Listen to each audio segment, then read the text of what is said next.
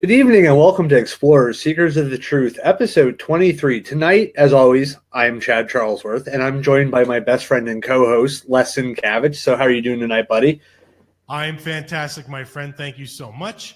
And I'd like to welcome everybody. Again, this is our 23rd episode.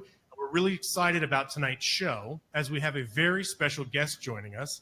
But before we begin, I have to go through my usual spiel here. So we got to let everybody know how to get in touch with us. Because God forbid we did a show without saying that, right?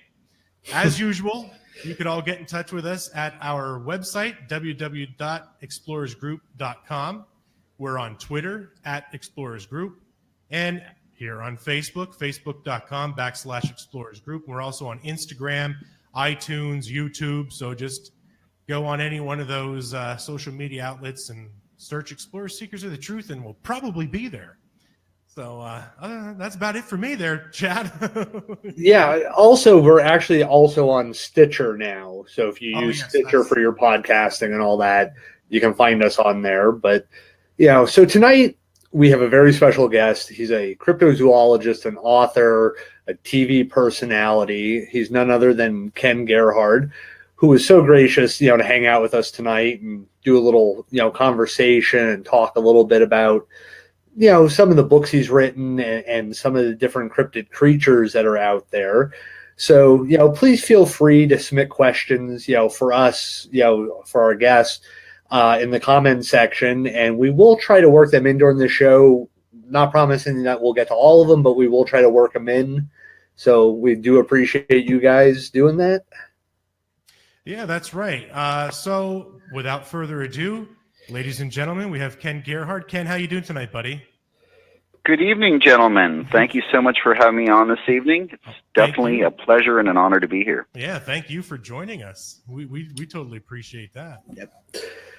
So, Ken, can you tell our audience, a little bit about yourself and what got you involved in the world of cryptozoology? Yes, absolutely. First off, I feel very blessed to be considered a widely recognized cryptozoologist. For your listeners who aren't familiar with the term, and I guess a lot of people are these days, but cryptozoology has to do with the study of technically hidden animals or undocumented, unclassified, basically unknown animals. And a lot of the cryptids, as we call them, that fall under our field of research are kind of widely romantic, legendary beasts like Bigfoot and the Yeti, the Loch Ness Monster, the Chupacabra, the list goes on, the Jersey Devil, and so on and so forth. So what got me into it was it's really just been a lifelong passion and interest. When I was a young boy, I already was very much into both animals and monsters. And when I was 8 years old, I saw my first TV show about Bigfoot. And of course, the whole premise of Bigfoot kind of in many ways combines the best of both worlds, monsters and animals, because here you have presumably this undiscovered species, man-like species, hominid or whatever, and it's monstrous in nature. And so that kind of got me hooked. And my father was a scientist, a PhD, and a professor in forestry, so I had a very good grasp of science, or at least I felt I did, because he always liked to talk about it. And my mother was a travel agent, and she was very adventurous, and that was actually pretty cool because she took me on trips all over the world, and I traveled, and I camped along the Amazon River when I was a young boy in the Galapagos Islands, maybe 2 decades ago. And that's when I began to do field work with other Bigfoot researchers here in the United States and mount some expeditions to other countries and began to write. And I was very fortunate to get, some opportunities to appear on a number of television shows as well. So it's just been kind of a whirlwind. That's awesome, man. That's awesome. So you had mentioned there was a TV show that kind of sparked your interest. May I ask what TV show was that? To my best recollection, it was on a Saturday morning, of course, like most kids. And, to date myself a little bit, this was in the late 70s. Mm-hmm. So we didn't have a lot of channels, but one of the channels I was watching was cartoons or something in the morning. and they did like just a little cut in, like a news story, and they were talking about Bigfoot, and they showed the famous clip from the Patterson film, and they had a guy with plaster casts of alleged footprints. And so I don't remember exactly what show that was. It was kind of like just a short news broadcast. But, around that same time period, there were shows like In Search Of with Leonard Nimoy, which I, was very much into. And, I guess there weren't a lot of mystery shows. I guess In Search Of was the main one. And there were also the $6 Million Man, which was a popular show around that time period, had an episode where Bigfoot popped up. There was a movie called The Legend of Boggy Creek that I saw around that time. So, that was, probably just a little bit of all of that culminating. And then, when I was in 1976, as a young boy around that same time period, I visited the Minnesota State Fair, and I saw a very famous exhibition called the Minnesota Iceman, which alleged to show kind of a Bigfoot-type creature that was frozen in a block of ice. So that was very influential as well. So I remember all that stuff kind of happening around the same time period. Cool. So speaking of the Minnesota Iceman, since you brought that up, I have to ask, since you saw that, several years ago, you're a Texan, correct? Correct. Mm-hmm. Is it true that the Minnesota Iceman now resides in a crypto-like museum in Texas? Yes. Have you seen it since the last time you saw it? Oh, yeah. In fact, I was one of the first people to see it when it was being shipped to the new location in Texas, and after it had been in, to use a metaphor here, hibernation for many years. And it was actually that was actually captured on a television show called Shipping Wars, where they were shipping the Minnesota Iceman from Minnesota to Texas. Oh. And along with my colleague Lyle Blackburn, we kind of intercepted the shipment in the town of Fouke, Arkansas, famous for the legend of Boggy Creek, and it was a whole Bigfoot-themed episode. And then when the Minnesota Iceman is actually now housed at what's called Museum of the Weird, which is in Austin, Texas, and it's owned by a guy named Steve Boosty, who, like myself, saw the Minnesota Iceman as a young boy and kind of got him really into museums and carnival sideshows and things. So he now owns the exhibit. People want to go check it out. And in fact, the night that he did the grand premiere viewing of the Minnesota Iceman, I was given the honor of giving a talk to the people that were in attendance and basically giving them the history of the exhibit.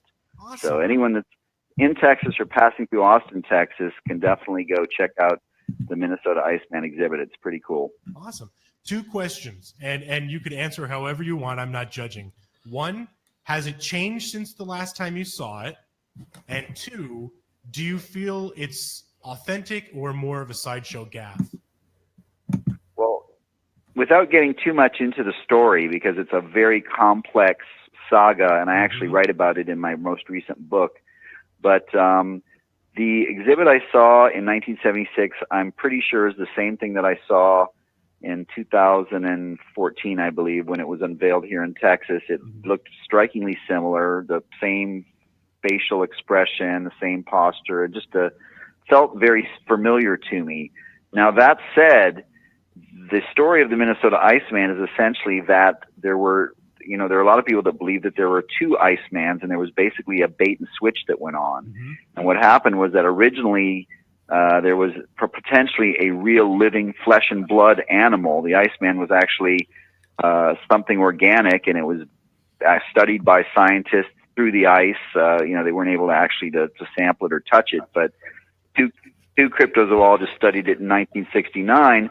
And once the Iceman made big news, and it was discussed on the Johnny Carson show and written about in different magazines and things, the police or the FBI became involved, as well as local law enforcement in Minnesota, where this thing was being kept. And then the owner, basically, a guy named Frank Hansen, disappeared for a short time, and then definitely had a latex model constructed in California by some Hollywood special effects experts. And when he reappeared several months later, he claimed that he had put the original Minnesota Iceman into hiding or into a safe place, and now he was going to tour around with this latex model. So it's probable that any Minnesota Iceman exhibit that was seen after 1969 was this latex model. And so, that to have actually seen so, there is, to answer your question, it's actually yes to both. I think there is possibly a sideshow gaff involved, at least in the later stages, but early on, that gaff may have been based on an actual flesh and blood specimen. And, to put it in perspective, I mean, think about why Hansen, the motivation he would have had to, you've got something that looks like a man, even if it's covered in hair, and it's dead, and it actually apparently had bullet holes in it too. And it's, frozen as a block of ice.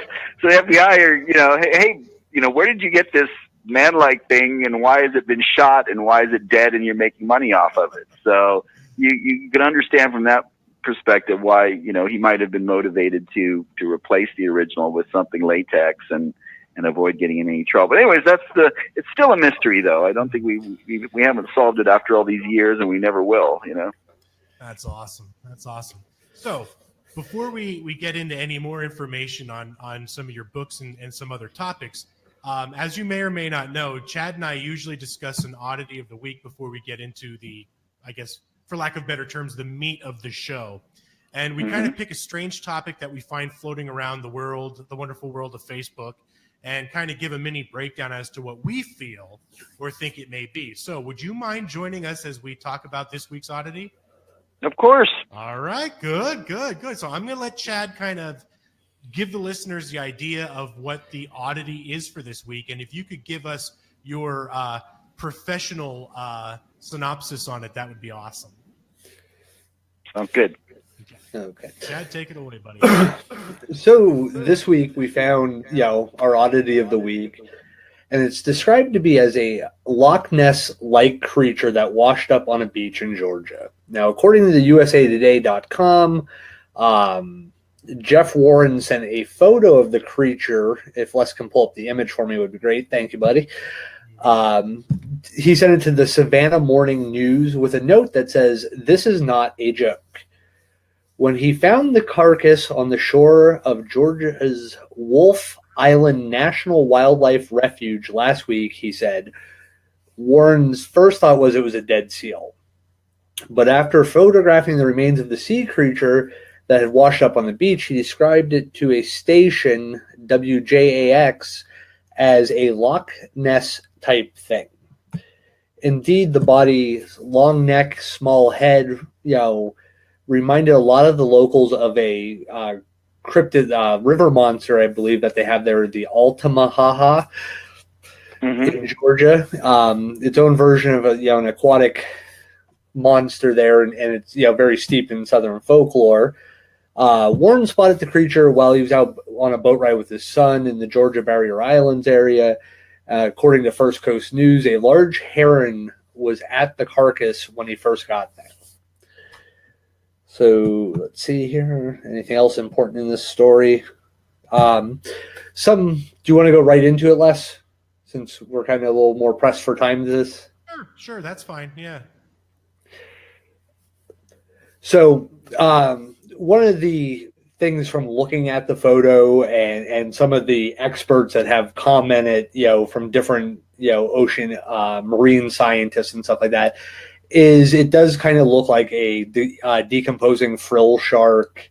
Could be possibly a basking shark that's decomposing. And of course, they always, it's the first thing they always say, it's one of these two decomposing, because with the rot, it does take on a kind of prehistoric, shape and features. Two shrimp boat captains, said they thought it might have been a fish caught on a piece of wood, perhaps a sturgeon shark. They see them all the time in groups swimming along the top of the water, and that's what they actually believe a lot of the people are seeing as this Altamahaha. Altamahaha. Ken, what do you think about this? Well, of course, it's all speculation without actually having the physical specimen, and that would be the definitive way to identify any specimen, is just by analyzing its anatomy. And it's true that things do sometimes wash up on the shore that are rarely seen, that live deep in the ocean, that may be known and documented. And you mentioned, like, for example, the basking shark is a great example.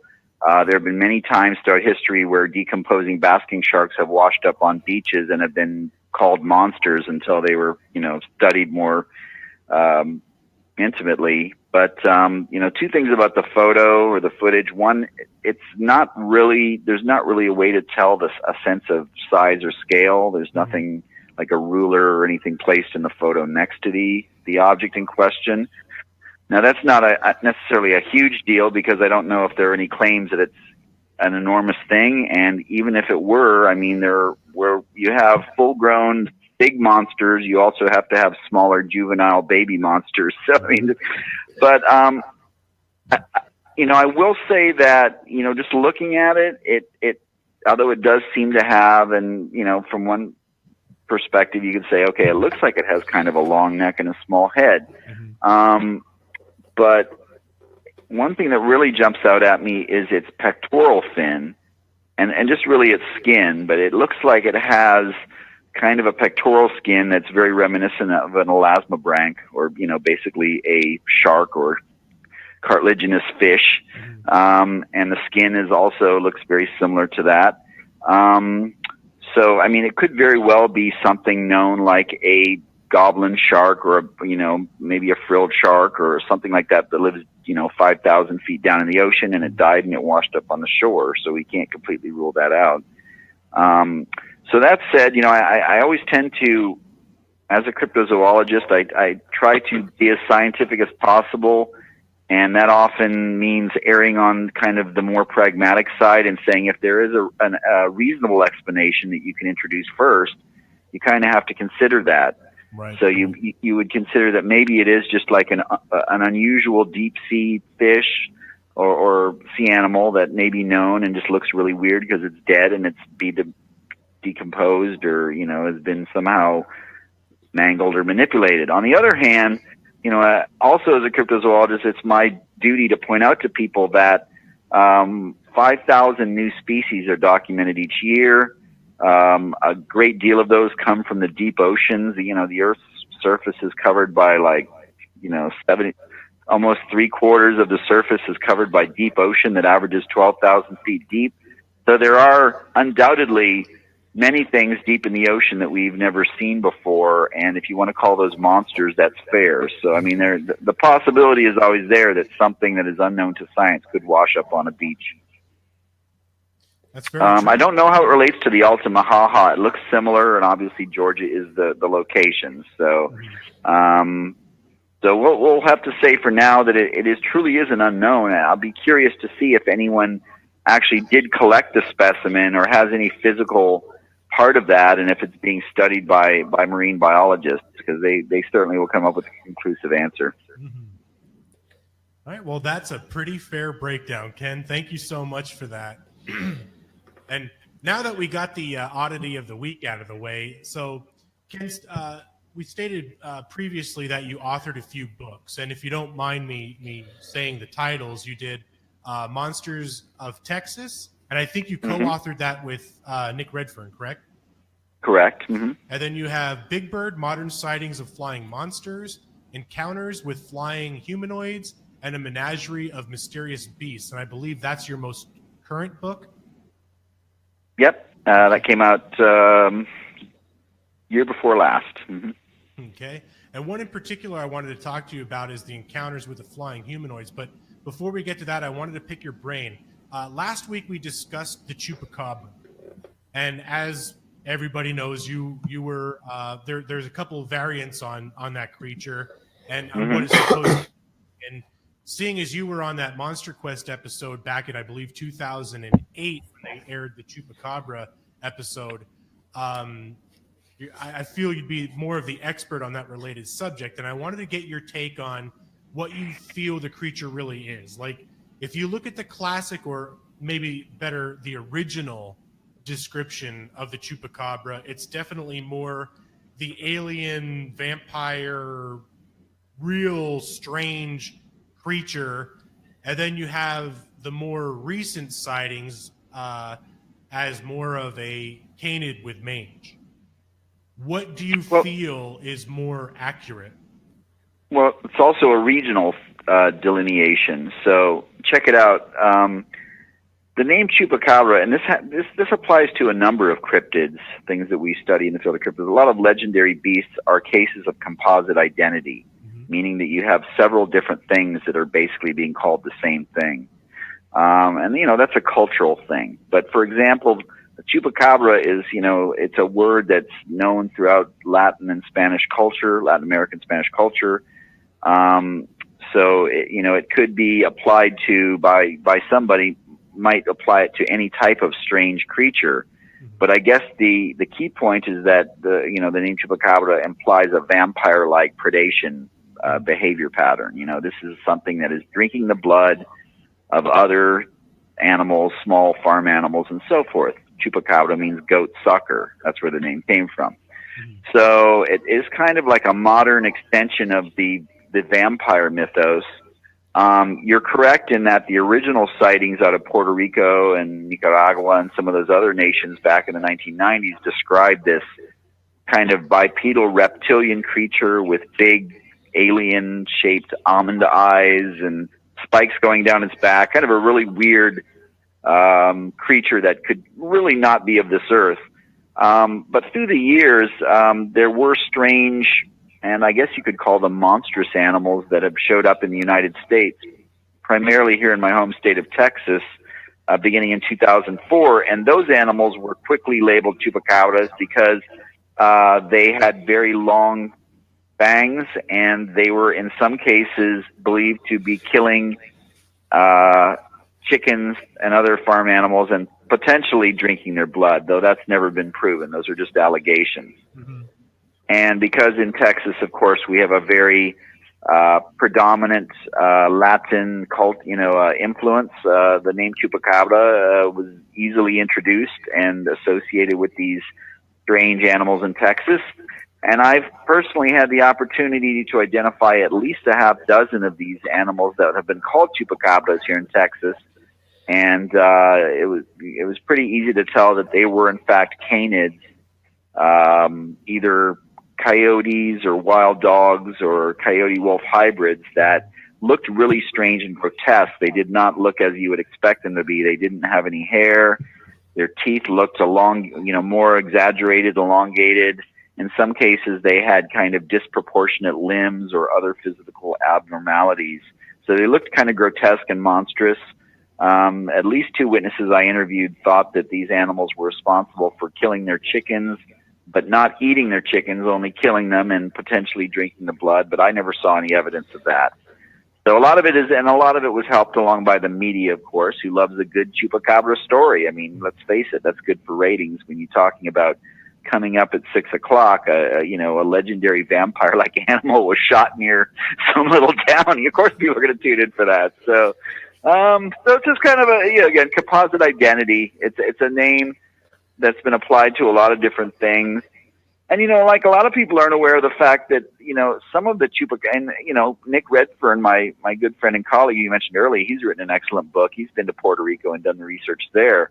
A lot of the people we interviewed over there said the thing was like basically a giant bat that it had wings. Now, you didn't hear those descriptions early on, but so yeah, they're very well maybe a mysterious creature behind some of the reports. There is a slight mystery behind these grotesque hairless canines that I mentioned, because where did they come from? Why are there so many of them? Why are they all deformed and mutated, and strange looking? So, there is a mystery there, kind of a thread of a mystery running through the whole thing, but I think people kind of get caught up in the sensationalism of the whole topic. So if you don't mind me asking, Ken, what part of Texas are you from? Well, I currently live in San Antonio, Texas, is where I currently call home, on the northwest side. But I grew up south of Houston in a town called Lake Jackson, and I lived in Houston for a number of years as well. Okay. So mainly South Texas. Okay. My wife is actually from up in the Waco area, so that's why I asked. Oh, okay. Yeah. Waco is a short 3-hour drive north of me, and I pass through there all the time on the way to Dallas. Mm-hmm. Yeah. Yeah, San Antonio is a beautiful area too. Just throwing that out there. It's amazing. Yeah, thanks. And before we move on, I just wanted to say that we have that bond, something in common, because something you love was born in Waco, and something I love was born in Waco too. And it's actually a soft drink called Dr. Pepper. That's where it originated, and that's my life's blood. So I drink quite a bit of that. I was going to say you actually just made a whole bunch of the people that watch our show very happy, because I tell them I've been to the Dr. Pepper Museum in Waco, and they are up here in Virginia, and they're like, well, how many hours does it take to get to Waco driving, and where exactly in town is it, and is there a hotel nearby? So definitely Dr. Pepper is a big fan favorite with, I think, everybody involved here tonight. And not to turn this into a food show, but if you're near and around Waco, you can actually find, you can get it here in San Antonio too. They have the bottled cane sugar version of Dr. Pepper that doesn't use corn syrup, and it is definitely a level above any other Dr. Pepper you're going to get if you get a nice cold bottle made with that pure cane sugar. So it's something else. Now I might actually have to go visit my in-laws to go get some. You can have it shipped to you, man. Well, they ship her Big Red every so often. So, maybe I got to work out a cane sugar Dr. Pepper shipment. Well, to get back on the subject of tonight's show, and Les had mentioned that you wrote a book on flying humanoids. Aside from like the Mothman, probably is one of the more famous of the flying humanoids. If somebody was like, if you were going to introduce somebody to flying humanoids, which ones, would you say are the ones that would be the strongest case for, the existence, and kind of give some ideas of what you think they could possibly be? Well, first of all, a brief explanation, because the field of cryptozoology has always been based on traditional science and zoology. And actually, there's a lot of kind of conservative cryptozoologists that I greatly respect who, have kind of given me a little bit of a hard time for looking into flying humanoids. Flying humanoids, if you think about the whole notion of a humanoid with wings, I mean, that has no basis in the fossil history, evolution science anywhere. It just can't exist. It's a chimera, and it's similar to mermaids and werewolves and other things. But so it's really probably more, part of what we would consider the metaphysical realm, So I'll start out there. That said, there could be some unknown flying animal involved in some of the accounts, and certainly there are other cryptozoologists that tend to look into these things. So that's the first thing I always tell people is, okay, I'm not proposing that there is a flying man-like creature that is undiscovered by science that, developed somehow through the fossil history. But in terms of the flying humanoids, of course, Mothman from Point Pleasant, West Virginia is the most famous by far, and also has the greatest body of evidence, because there are, according to researcher John Keel, he interviewed well over 100 people that had sightings in and around Point Pleasant, primarily in the years 1960s, at the latter part of 1966 and 1967.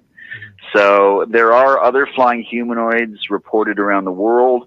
My book, Encounters with Flying Humanoids, does cover the Mothman, but I also wanted to present the global evidence that, that it is a worldwide phenomenon, and that it dates back a very long time. And I think, able to reference enough different legends, worldwide legends of flying man-like creatures, human-like creatures, and a number of modern sightings too. I've personally interviewed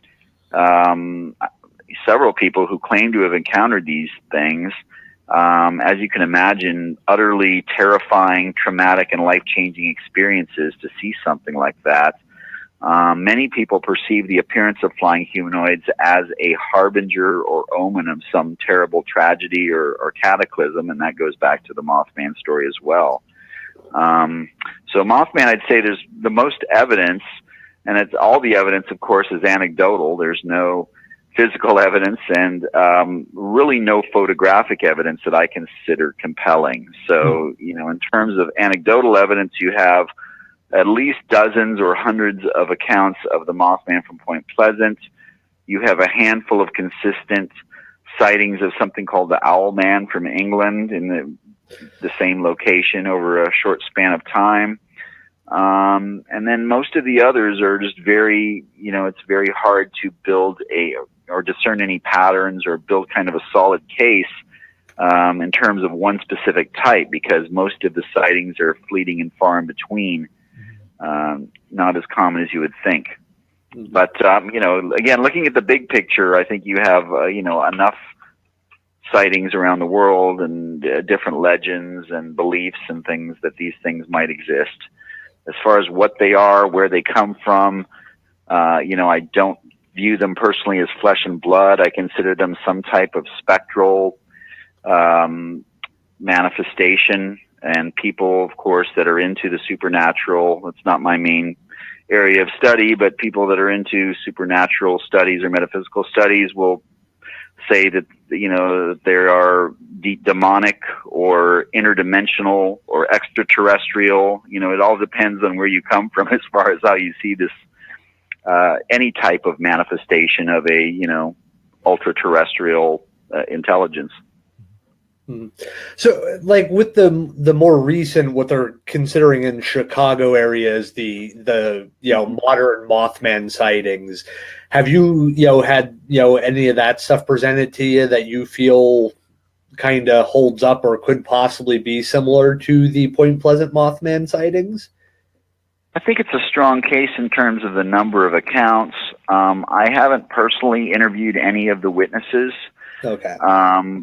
And most of that has been documented by a guy named Lon Strickler, who is a colleague of mine. I know Lon well. He's a straight-up guy.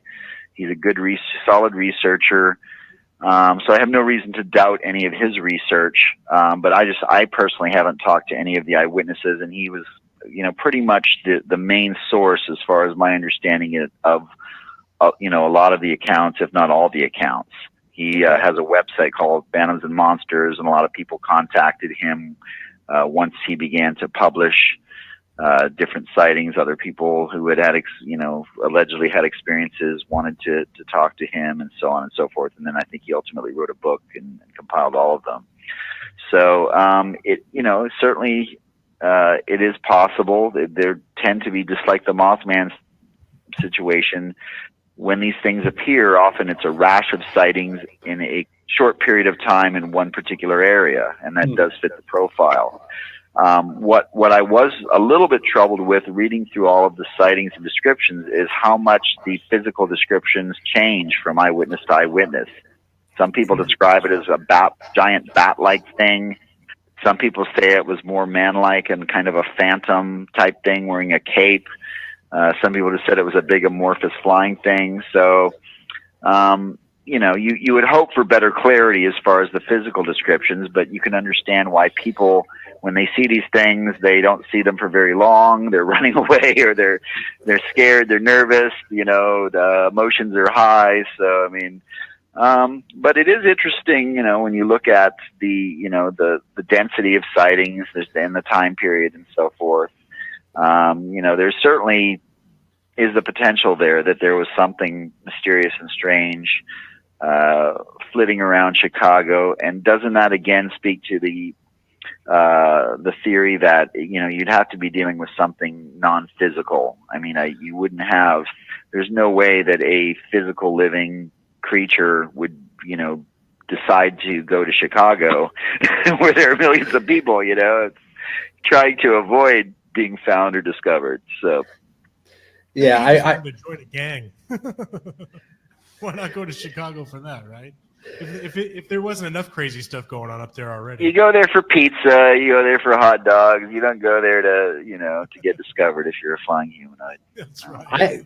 I basically only go there for the train station. That's the couple times that I've been to Chicago, and like one trip otherwise, but Yeah, I was kind of, when we were a couple months back, we had interviewed Jeff Wamsley, and talked to him about Mothman. And one of the things we were talking about a little bit off air was some of how greatly different some of those descriptions are. Some people are saying it's like it was a flying light. Other people are saying it had the traditional Mothman glowing eyes, sitting on a basketball hoop in a park out back. So there's a lot of reports, but very different stories and identities associated with that rash of sightings. So I just thought it was kind of interesting that all of a sudden we had a new Mothman phenomena, within the last, I would say about 5 years now, they've been having sightings in that area. Yeah, and there, up to the north of there in Wisconsin, there have been Linda Godfrey has documented sightings of the Briggs Road man bat and the reptile man, which is really a winged thing. So there have been sightings throughout Wisconsin as well. Now, just to kind of make a point to what you're saying just now, this is interesting. If you were to speculate that these flying anomalies, whatever they are also shapeshifters and can take different forms, that might theoretically explain why people are perceiving them to be different from time to time, or give different physical descriptions. But I can tell you guys, I'm obviously been investigating flying anomalies for a number of years. Here in my home, I have a giant map on my wall of the United States, and I have all of the sightings of flying humanoids marked with one color tack. I have sightings of what are called thunderbirds, giant feathered birds, airplane-sized birds. I have those marked with a different colored thumbtack. And then I have a third type of flying creature. Basically, people describe pterosaurs, or flying reptiles, pterodactyls essentially, not birds. I have those marked with a third type of tack. And my point is that I have clusters on my map where all three types of flying anomalies are being seen in the same area. And then I have other areas where there are no sightings. So they seem to overlap. These sightings of pterosaurs, thunderbirds, and flying humanoids seem to overlap quite a bit, at least based on my research. So, I guess that could give fuel to the possibility that if there is something out there that is a manifestation that can take different forms, maybe it alters its appearance or form from one type to another based on, whatever factors, the people that are seeing it, trying to make a certain type of impression on the observer and so forth. I know this is all kind of wild speculation, but how else would you explain those overlaps of different winged anomalies in the same regions? Well, now I have a question about that. And again, this is just added on to the wild speculation. Are those areas of overlap, are they, or at any point were they like heavy or important areas in First Nations culture? That's a fabulous question. I haven't actually gone down that avenue, not because I don't find it valid, but, mainly because, I feel like the modern sightings are, a little bit more telling in terms of, I'm able to contact people that have had sightings and speak to them, right away and, interview them one-on-one. Whereas if you look into many Native American legends, which we do in cryptozoology quite a bit, these are retellings of stories that have been passed down many generations. And so you may get an interpretation from the person who had been told the story by his grandparents through, however many retellings. And it's just a natural thing with any type of legend or story that's retold or represented, that there is a system of filters where things are being constantly changing or subtly changing, and also given more significance. A lot of Native American legends, as I learned when I was in Alaska filming a TV show, that that there's kind of a message behind each legend, and something that explains an origin or a creation or some some situation or place. It's interesting. San Antonio, we mentioned that earlier, that, one of the reasons I live here is because there are so many sightings of strange things. And in fact, here in San Antonio, I have interviewed witnesses who've seen flying humanoids. I've interviewed people who have seen pterodactyls or pterosaurs, and I've interviewed thunderbird witnesses all around San Antonio. And so it's one of the areas of high clusters of these flying anomalies. So I don't know what it is.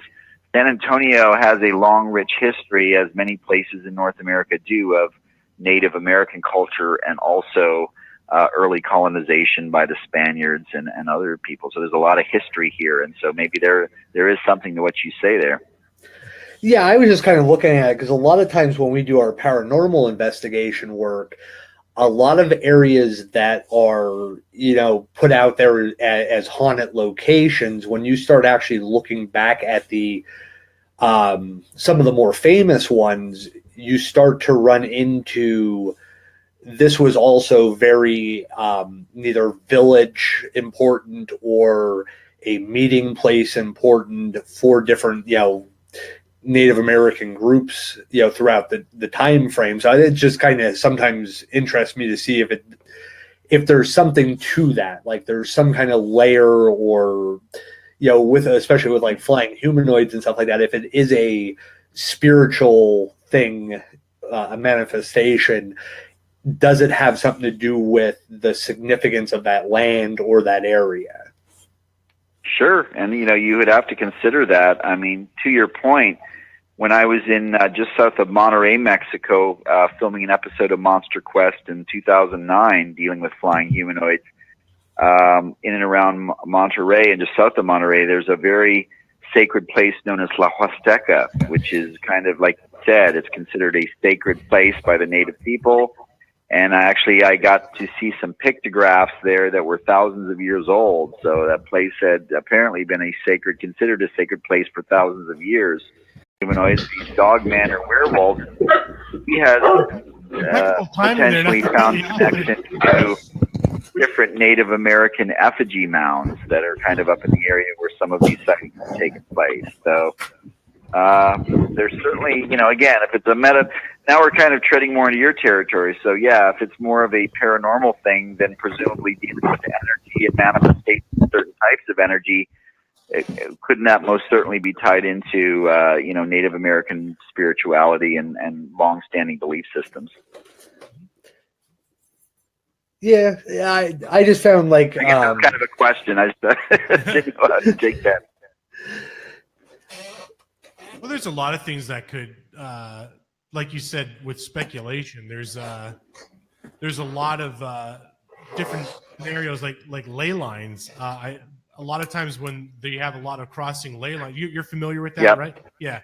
Yeah, there's a ley line right below where the Owlman has been sighted in below Mount Anne Church in Cornwall, England. They found a ley line there. So, and those lines, for whatever reason, especially on areas with heavy intersecting, there's always weird paranormal, cryptozoological with strange creatures, specters, shadow people. Even some places had black-eyed children, like so many odd things. And we had covered a show about werewolves, and there was an area in England where there was intersecting ley lines where people had said they saw a lot of what looked like werewolves and whatnot. But it's kind of weird. I wonder if those areas in Chicago and whatnot have any intersecting ley lines, which I'd have to check online to see what the map looks like. But it is kind of weird how those areas do generate a lot of unusual activity. So, and also the conflux of river systems. I guess I don't know if you find that a lot in paranormal, but it seems like when we were in Point Pleasant, that was pointed out to us that you have two rivers, major rivers, the Ohio River, and I forget what the second one is.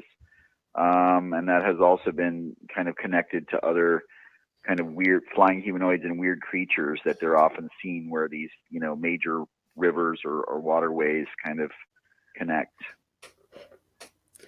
Yeah.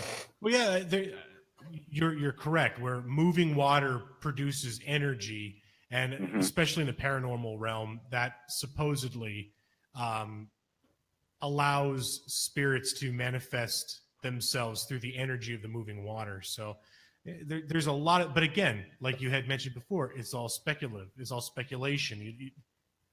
It's just a guess, more or less. You know what I mean? It's a hypothesis that hasn't truly been proven fact, I guess. Yeah, but just again, stepping back and looking at the global view, what we can say about the flying humanoid phenomenon is that it dates back at least thousands of years, potentially back to the ancient Assyrians, and that you can find references to flying humanoid type creatures in multiple cultures, disparate cultures all over the globe. So where did those beliefs come from? There's behind every legend there is potentially a shred of truth, correct? Mm-hmm. Well, you see that all the time with stories from Bushmen or native people where they say, oh, well, I've seen this creature and it's, covered in thick, dark hair. It has the face of a man. And that, and then lo and behold, we have a gorilla, you know what I mean? And to the Western or for lack of the white explorers, they wanted to write it off as just nonsensical ramblings of native people. They don't know what they're talking about. They're not civilized or educated, but then, you know what I mean? What they say is true. So you can't write off a 1,000-year-old story just because you don't want to believe the people that are saying it. Yeah, absolutely. And one last thing, if I could just point this out, one other thing I found, there were a lot of UFO sightings that were reported in conjunction with flying humanoids, lights in the sky. That's true with the Mothman and other cases. Mm-hmm. But there are also a lot of connections, evidently a lot of connections between flying humanoid encounters and military bases and war type scenarios. For example, the Mothman was sighted, most frequently cited in an area known as the TNT plant or TNT area outside Point Pleasant, where World War II munitions were manufactured, explosives and dynamite and different things for World War II. Yep. There are examples of flying humanoids that were sighted by sentries during the Vietnam War, one known as the Bird Woman of Da Nang. During the Korean War, an American soldier named Earl Morrison, who was on sentry duty, saw a flying humanoid. Something known as Spring Hill Jack visited a military base in England. So, that's kind of, I don't know where you'd go. But again, going back to the thing about, different types of energy, there's something about military outposts or wars and different things that seems to attract or manifest the energy that is potentially connected to these flying humanoids. Right. There's always an alien connection to everything weird. It's hard to fathom. But moving along, I guess the next kind of thing we want to talk about. You didn't have anything else to ask there, Chad, did you? I didn't want to cut you off. No, I'm good with that. Okay. All right. Your book, A Menagerie of Mysterious Beasts, you talk about werewolves.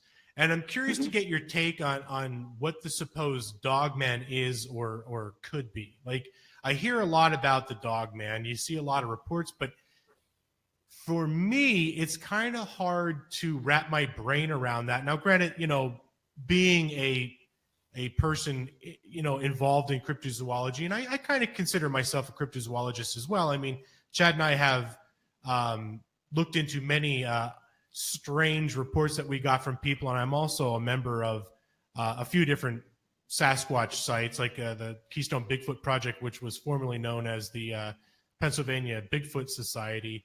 We get a lot of reports that come in, so I do a lot of follow up on that. In fact, I'm late on replying to a recent report that I got to follow up on, but I could understand Bigfoot, which we'll talk about that a little bit later with you.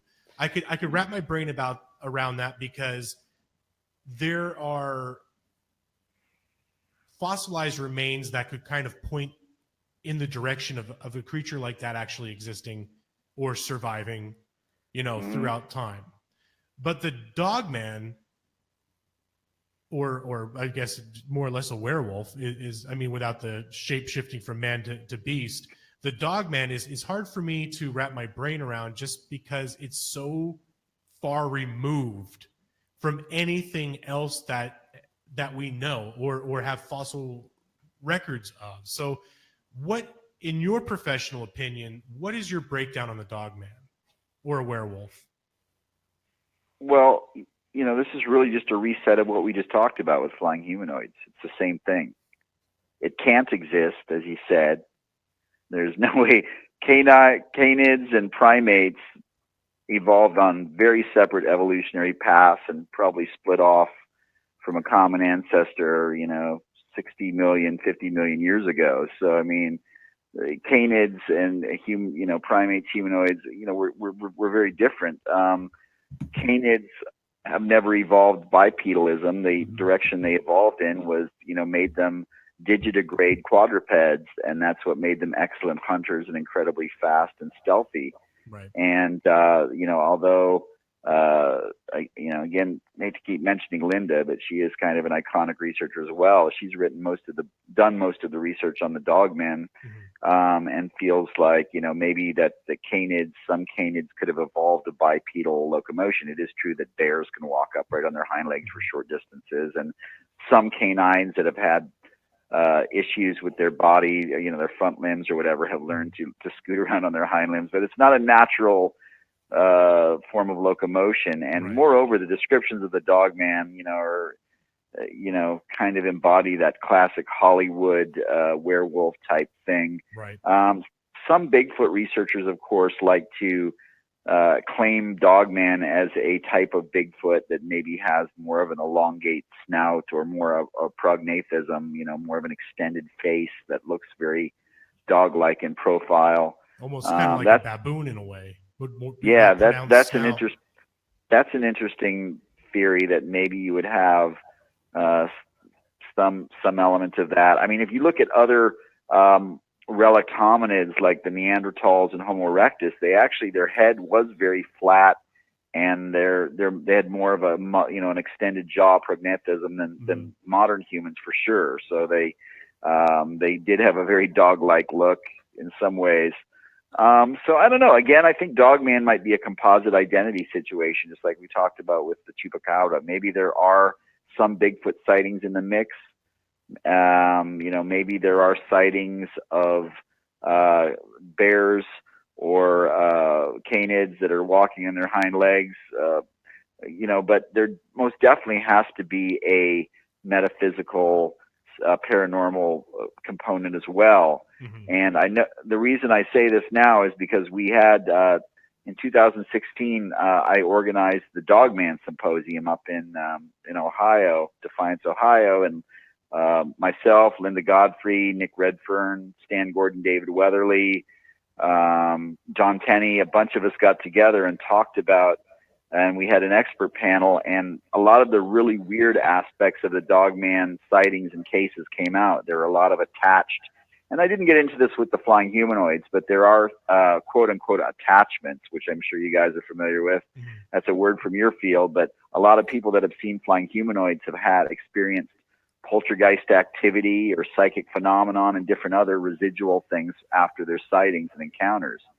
And those things hold true with the Dogman sightings too, or a lot of them that have been documented. So it most definitely seems to be some type of energy manifestation, as opposed to, something that's flesh and blood. Right. And perhaps it's something with the area these people are living in. Maybe there's higher levels of radiation, because you know how like sometimes radiation could seep through the ground and whatnot. Maybe these people are exposed to a little bit more, and they're maybe having some sort of hallucinations, or it could be like you had mentioned before, misidentification. Now, I had said in a previous show where I personally feel where it's more a case of misidentification, people possibly mistaking it for bears, and I had a lot of recoil for that for that statement. But well, there's also the tulpa, the theory about the tulpa. Are you familiar with that? No. Can you elaborate? Okay. Tulpas are thought forms, and the term comes from Buddhist monks that lived in very high elevations in the Himalayas that claimed that they were able to basically create flesh and blood entities with their mind, with the power of their mind, by heavy meditation and focus. And so it's essentially they conceive of something like a Dogman, That's the theory. And then they're able to project that thought onto the fabric of reality. And that it essentially, kind of like some of these internet things like Slender Man, they kind of take a life of their own on. And, pretty soon, and think about the Chicago case, a couple people report a flying humanoid, then someone else sees it, then someone else sees it, and then suddenly it's a thing, So that's the whole theory behind Tulpa, that potentially these Dogman, these flying humanoids, that these are thought form projections, and that they literally have been given life because they are so much in our conscious mind. And, then you get into Jungian philosophy and the global consciousness, and maybe we all share these common, thoughts, and, therefore we're able to draw on imagery from each other and so forth and so on. So it's pretty cosmic, far out stuff, but it's fun to talk about. Yeah, indeed. Oh, well, anything strange captivates the interest of so many people. You know what I mean? Because I guess we get so wrapped up in the normal mundane that anything strange or out of the norm is fascinating, and the idea or the thought that it could possibly be true in some instances just makes it that much more great, Well, yeah, absolutely. It's fun to talk about, and if nothing else, we hope to open people's minds a little bit. Those people that maybe aren't into this stuff, to just at least consider the possibilities that some of these things might exist. Yeah, it's what we do, right? Is to try and seek the truth and bring it to the forefront. Sorry, did I cut you off? Yeah, no, of course. No. I'm talking to Chad. I'm notorious for cutting him off. Yeah, he cuts me off all the time. I just kind of sit here at points. But it was kind of interesting that you mentioned with like the Dogman with some of the attachments and poltergeist activity. There was with the original Mothman sightings back in the 60s, there was reports in Point Pleasant and stuff also of poltergeist activity. Yep. Mm-hmm. Strange lights, strange smells, and banging noises. Linda Scarberry, one of the original Mothman witnesses, claimed that she had all kinds of poltergeist activity and things, to the point where John Keel, the original Mothman Prophecies author, went to her house and had put up crucifixes all over the walls because he felt like the Mothman may have kind of a demonic component. Yeah.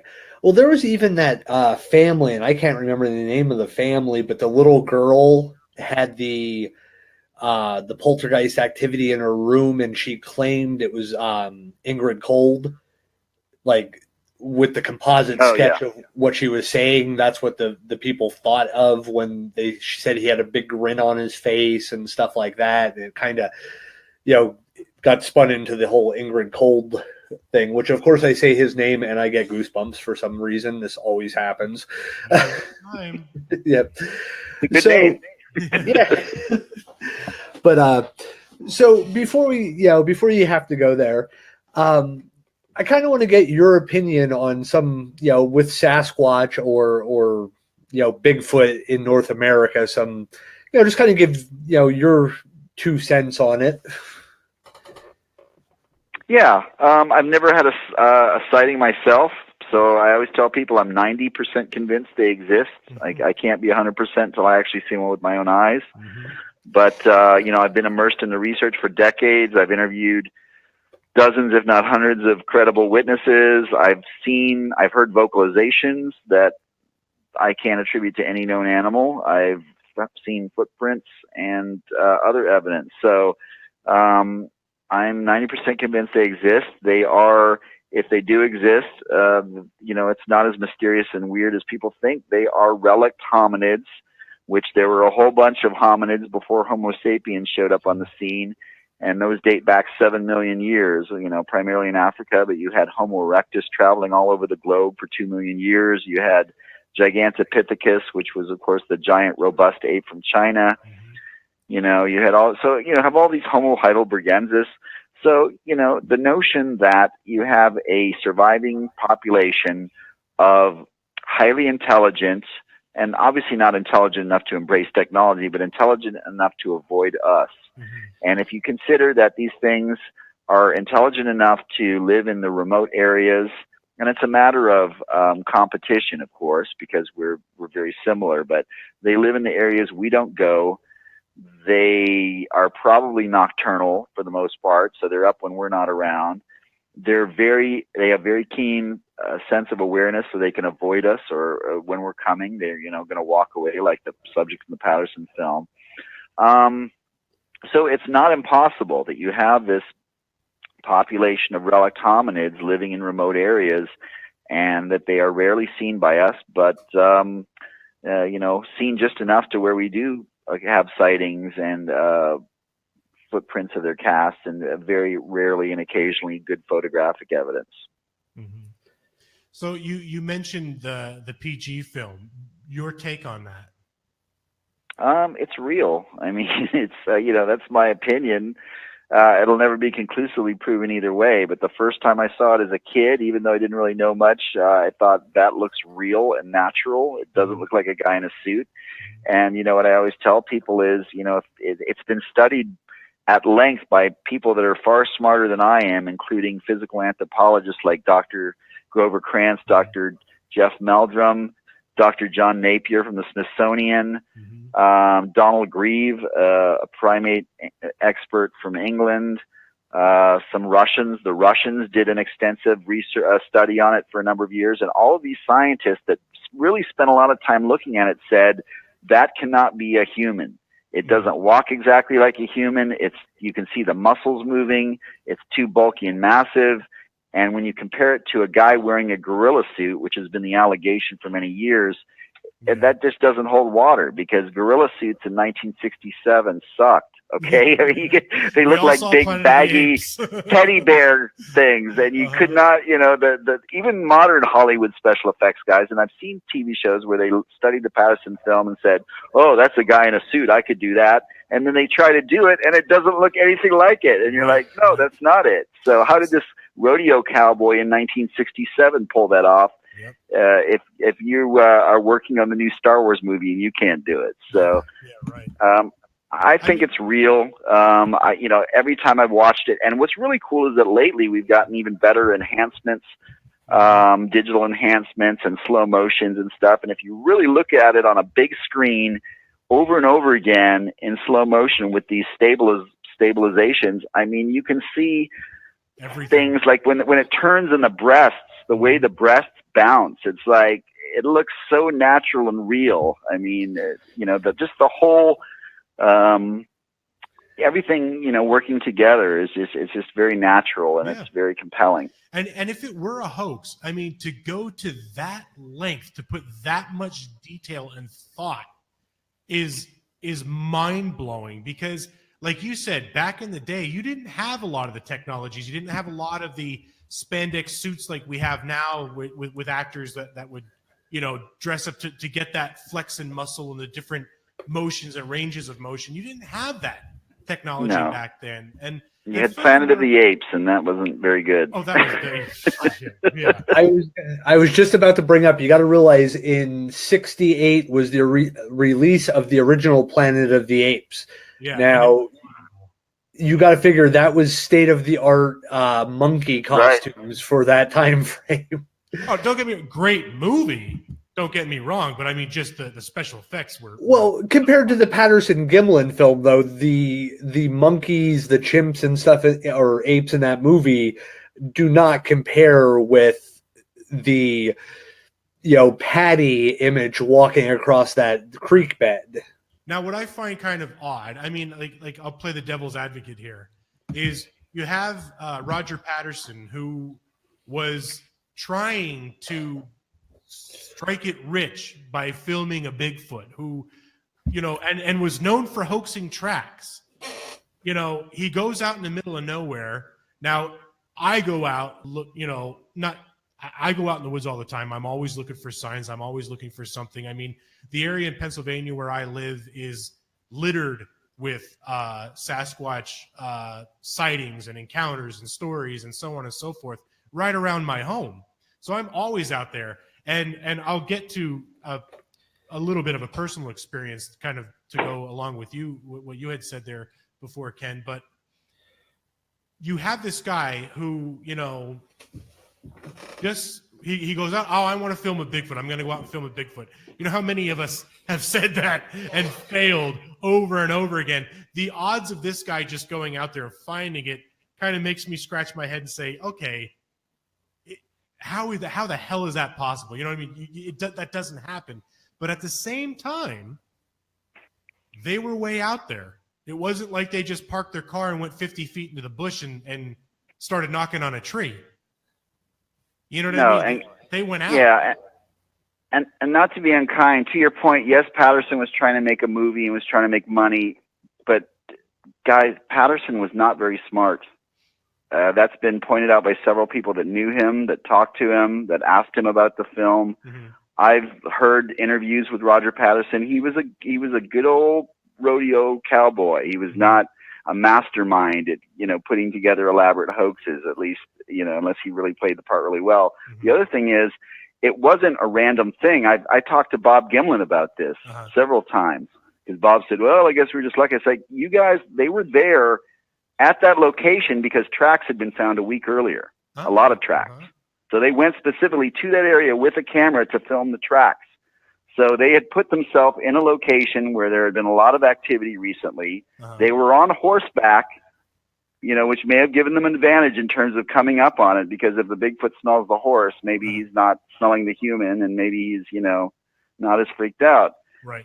And to that point, I mean, and if you guys have ever had a chance to talk to Bob Gimlin or hear him tell the story, I've heard him recount that day several times through over a course of 15 years. And his story never changes one single bit. He tells it exactly the same every time. And he's very sincere and credible. And he says, I didn't believe they existed. When I saw that thing, I was like, holy crap, they are real. And he said there's no way that was a guy in a suit. And Peter Byrne has also pointed out that particular location where they filmed it was not that well hidden in the woods. I mean, it was close enough and accessible enough. It could be seen by certain roads. There could have been people out there hunting or traveling around. So why would you stage a hoax in an area where you could potentially, people could walk up on you, or there could be a hunter with a rifle that just suddenly appears and shoots your guy in your gorilla suit, So there's a lot to the story, but it's fun to talk about. I've heard Bob, I haven't personally heard him tell the story, but I've heard his story online a few times. But didn't he take a shot at it? Like, not to try and shoot it, but a warning shot? No, he had a rifle, a 30-30 in his hand. They had agreed ahead of time that they weren't going to try to shoot one of these things unless they were in danger or felt they were endangered. Well, while Roger was filming, he yelled at Bob, cover me. Bob dismounted his horse because he knew he'd have a better shot if he was standing on, terra firma, raised the rifle and pointed it at the thing while Roger was running towards it and filming. And Bob has said if the thing had turned and come at us, then yes, I would have shot it, but it didn't. It was walking away. And so he just stood his ground. He did not fire a shot. He just basically aimed his rifle at it and watched it walk away. Okay. Because there's so many mixed stories out there. Some people say, oh, well, you can see a bullet enter and exit the calf, and there's, all these different things, braids and clasps and this and that. And, I'm like, I don't see shit but a Bigfoot walking, you know what I mean? But you're right. A lot of that has become kind of like a modern legend, or Yeah, I think it's one of those things where if you stare at something so long, it's like those magic eye pictures. You're going to see random shit just kind of pop up. You know what I mean? So I think if you look at it so much, your brain's just going to start to try and make sense out of something that isn't. Yeah. But no, the good follow-up question to that is, how come no one in all the years since then has been able to produce anything even close to that in quality? And that's a great devil's advocate argument. Yeah, no, absolutely. My personal opinion, I'm always on the side that it is the most conclusive evidence. I do believe the PG film to be true. I sincerely hope it is. I do look at the movement and everything, and it's too, like you said, it's just too good. And but like I said, I do think it is a little ironic that they were out there looking for one, and then it just happened, because the odds are like winning the lottery or getting struck by lightning. You know what I mean? It's like it's it was there was definitely some luck involved, but I think they made their own luck that day. I really think that. They did the right place, the right time, and it was just with a camera ready to go. Exactly. And like I had said in a previous show, a lot of people, you get all these blob squatches out there, and everybody's like, "Oh, with all the technology that we have, can't we get a better picture?" and so on and so forth. Now, I've been doing photography for 20 years, and I could tell you this: when you're out there and you have a camera, and you're out there, whether you're looking for a Bigfoot or not, when you see it, your body goes into almost a state of shock. Now, I've never seen one, so I'm just hypothetical. You're not going to react. You're not going to. It's not like you're like, all right, well, there it is. So now I'm going to set the ISO and I'm going to do the exposure and everything. And, it's going to be this $1 million picture. First, you're going to try and make sense of what the hell you're seeing, because you're going to be trying to talk yourself out of, you're going to try and rationalize with yourself and say, no, this isn't what I'm seeing. I can't believe, what is it? And then by the time you process all that, grab the camera, get it up there, the thing's going to be either out of frame or out of sight, or you're just going to get that out of focus or motion blurred blob, because everybody's like, oh, well, there's wildlife photographers and they could get this and that. Yeah, well, they're out there days on end. They're submersing themselves, in water. They're lying under logs for days at a time. They stink like shit to blend in with everything around them. You know what I mean? Like, National Geographic photographers, they get those good shots because they immerse themselves into the environment. They almost have to become one with the environment in order to get the animals to feel comfortable to even be around them. It's not like they just walked out there in one day and say, okay, well, here's what I'm looking for, I'm going to shoot it. They're tracking animals for days on end. They're staying out in the wild for days on end. You know what I mean? Like, it's not just like they walked out, they took the shot, and they went home and had a coffee. Yeah. And one last point on Patterson. I mean, he was gung-ho. He had the camera right there in his saddlebag.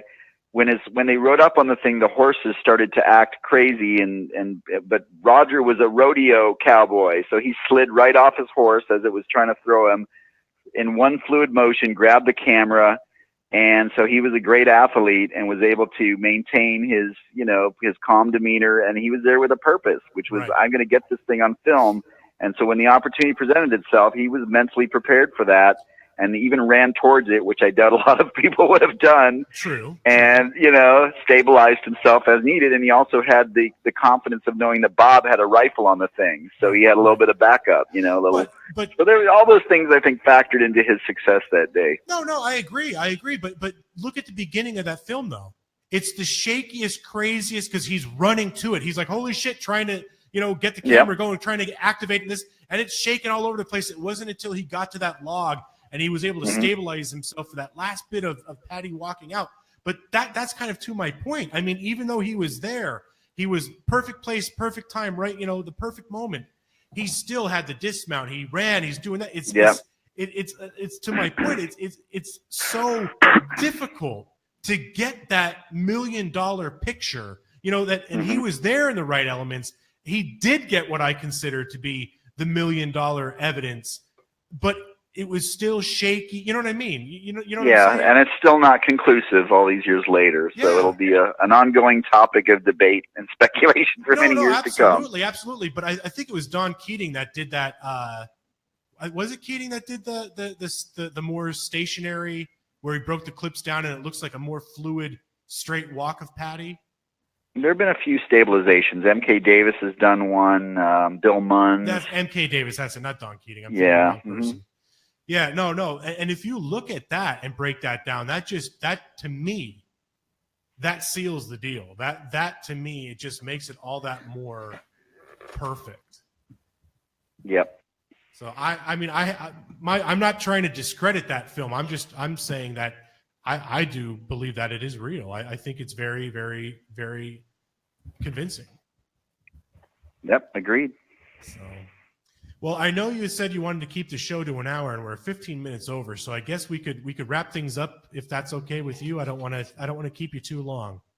Yeah, I've had a great time, guys, and we could probably talk about this stuff all night, but I probably need to cut it short, unfortunately, or wrap it up, shall we say.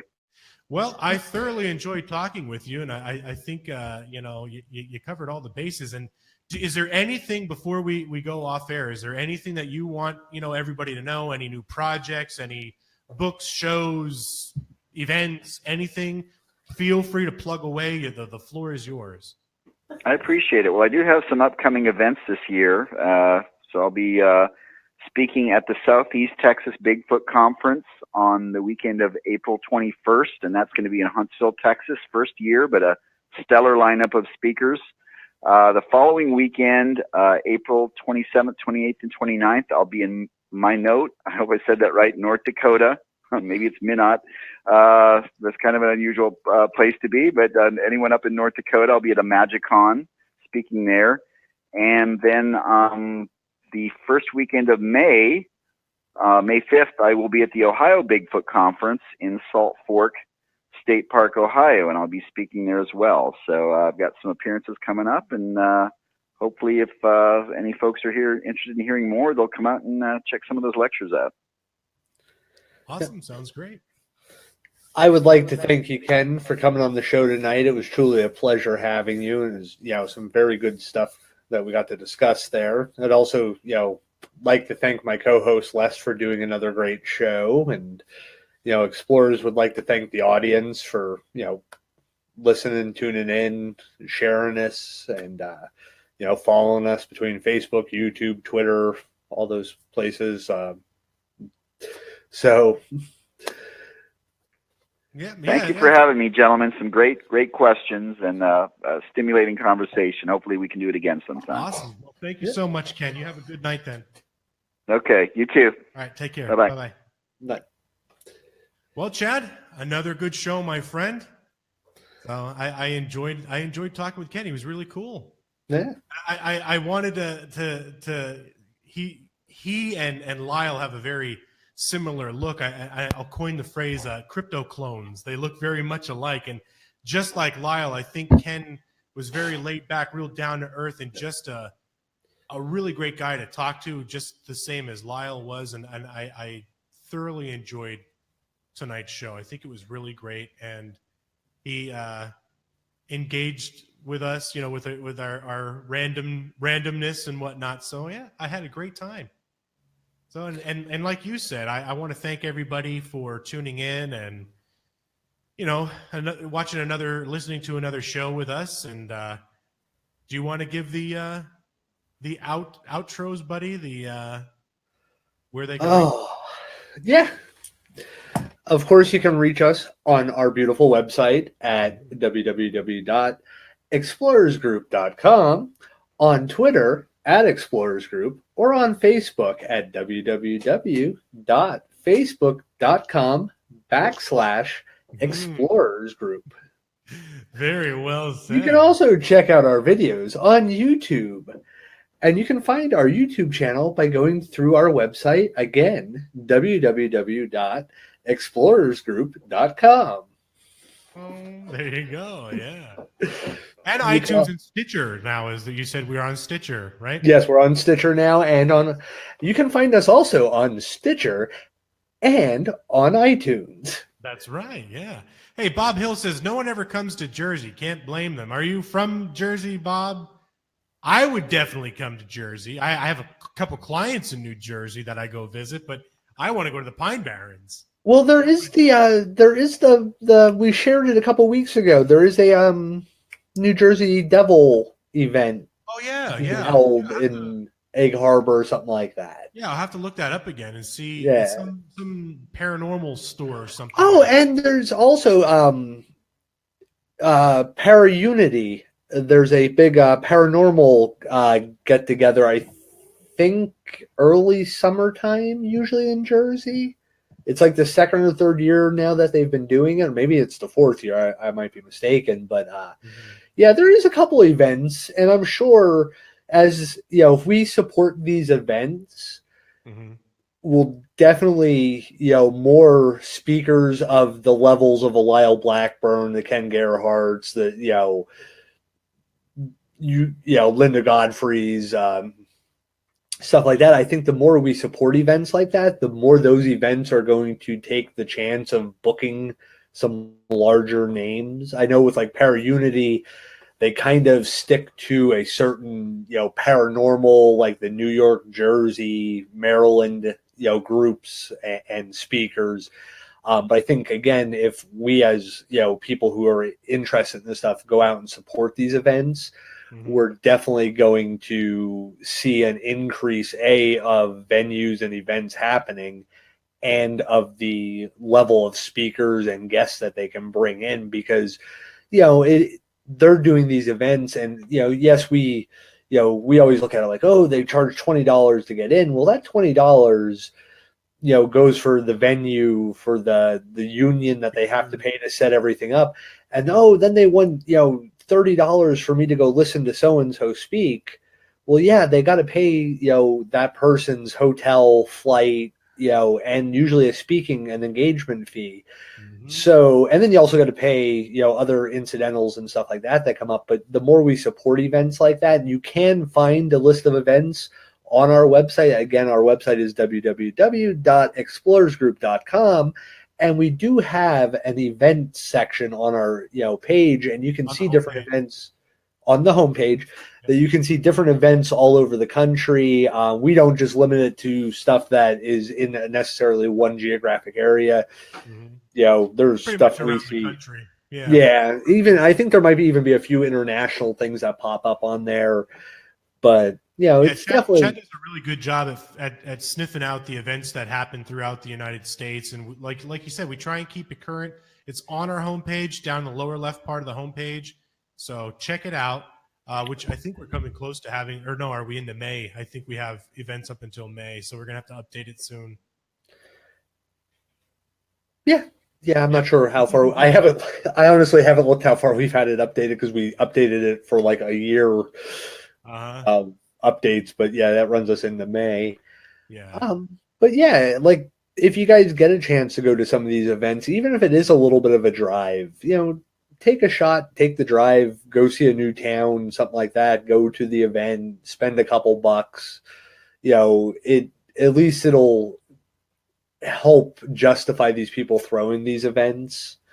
I know we've been in the process of negotiating 2 different events that we would be involved in and hosting, and a lot of it is looking at it and going, how many people are we capable of getting to come here, and how much is this going to cost and stuff like that. So definitely take a chance when you see something that's close by. Take a chance, take a ride over, check it out. Even if it's a sportsman show or something like that, just go check it out. It helps keep things happening in an area, and it helps other people justify coming to those areas. Right. Okay, I'm done on my business rant for why we should support local events. Well, no, you're right. I mean, you can't complain about the cost, because you got to think a lot of these speakers come across the country. They come from other countries. You can't expect these people to do it all on their own dime and do it for free. You're right. You got to support that. And if you want to learn more, you know what I mean? Help out, help the community. Let's not fight amongst ourselves and start working with ourselves and each other, and yep, I don't need to soapbox this. So anyway, great show, brother. Yep, thank you. It was a good time. So, ladies and gentlemen, this is the Explorer Secrets of the Truth signing out. Good night.